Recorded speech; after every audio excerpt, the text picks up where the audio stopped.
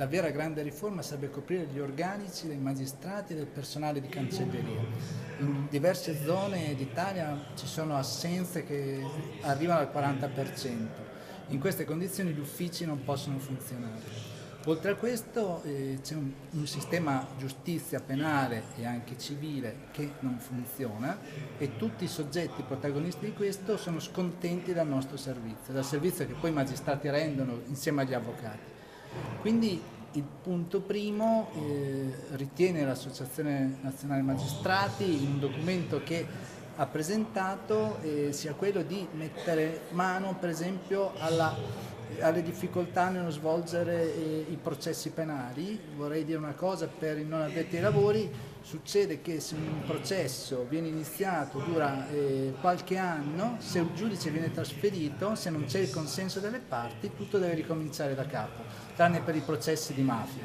Questo non è possibile, questo non consente di avere una giustizia rapida ed efficiente. Il sistema delle notifiche è assolutamente antiquato e noi abbiamo delle nullità processuali che possono essere fatte valere fino alla Cassazione dopo anni e anni di dibattimento. A volte per un mero errore di notifica bisogna tornare tutto da capo.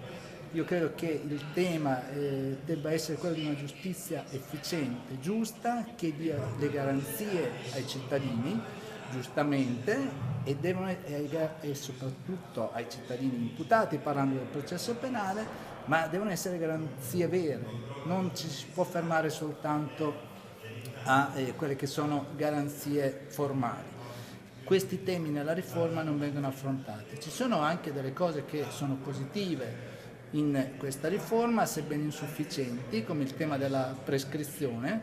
Oggi tanti processi muoiono per prescrizione, c'è un breve allungamento dei termini di prescrizione, ancora non è sufficiente. Come in tutto il resto d'Europa sarebbe importante, secondo noi, che una volta che il pubblico ministero esercita l'azione penale e chiede che si faccia il processo, si interrompa la prescrizione, in modo che vengano evitate tutte le impugnazioni dilatorie che non servono se non ad allungare così, ad attendere l'intervento della prescrizione. Questo ancora non ci siamo. Sulle intercettazioni è un tema caldo.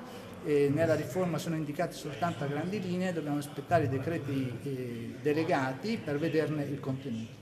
I temi ovviamente sono caldissimi, uno su tutti il tema delle intercettazioni che è oggetto di questa riforma. Un altro tema molto importante è quello dei rapporti tra i tempi del processo e il lavoro dei pubblici ministeri e dei giudici, il tema della prescrizione anche. Ecco, io penso che su questi argomenti, che sono anche di grande interesse per l'opinione pubblica, ci si possa confrontare con toni pacati e in modo ragionevole per arrivare a delle proposte.